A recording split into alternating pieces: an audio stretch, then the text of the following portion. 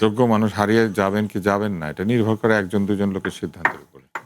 অতএব মাননীয় প্রধানমন্ত্রী যা সিদ্ধান্ত নেবেন সেটাই আসলে ঘটবে। এটাই বাংলাদেশের নিয়ম। এখান থেকে আমরা এখনো বের হতে পারি নাই। ফলে আপনি লন্ডন গ্রুপ বলেন, বগুড়া গ্রুপ বলেন বা যেকোনো গ্রুপ বলেন, গ্রুপের মধ্যে থেকে যে যোগ্য সে আসতে পারবে কি পারবে না এটা আসলে গ্রুপের উপরে নির্ভর করে না। এটা নির্ভর করে যিনি মানুষটিকে বেছে নেন, যে মানুষটিকে তাকে। তবে আমি একটু দ্বিমত পোষণ করি রনি ভাইয়ের সাথে। কাজী জাফরের কথা বলেছেন।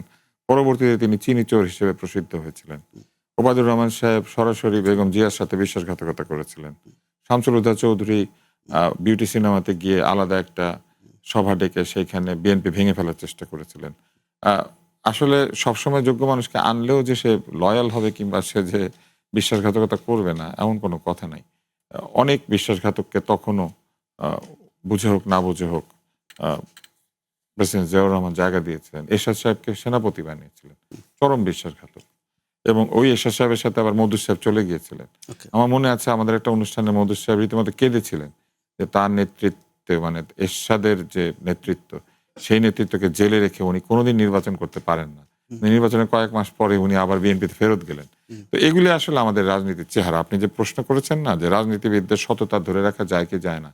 অসৎ ব্যক্তিদেরকে রাজনীতিতে আসলে বাস করার একটা সুযোগ দেওয়া হয়েছে। আপনি পৃথিবীতে এবং বাংলাদেশে বহু সৎ লোক আছে এবং সেই সৎ মানুষেরা রাজনীতিও করে। কিন্তু সৎ মানুষের সবচেয়ে বড় দুর্বলতা হচ্ছে সৎ মানুষ অসৎ পথে যেভাবে অর্থ আয় করা যায় অত অর্থ তো আয় করতে পারেন না। ফলে এই সৎ মানুষ কোটি টাকার রাজনীতিতে এমনিতেই পারেন না। যখন নির্বাচন করতে কোটি কোটি টাকা লাগে তখন এই সৎ লোকেরা কি করে নির্বাচন করবে? ফলে নির্বাচনের সময় তারা অপাংক্তেয় হয়ে যান। পার্টিতে চাঁদা দেওয়ার সময় তারা কি করে কোটি কোটি টাকা চাঁদা দিবেন সেটা তো তারা পারেন না। তারপরে এলাকাতে গুন্ডা পান্ডা বদমাশ পালা সেটা কি সম্ভব? এটা তো তাদের পক্ষে সম্ভব হয় না। ফলে সৎ মানুষেরা কি করেন? জীবনটা দিয়ে ফেলেন রাজনীতির জন্য। তাদের সততার কারণে দল ক্ষমতায় যায়। কিন্তু সেই ক্ষমতার ভাগে সেই সৎ মানুষদের কিছুই জোটে না।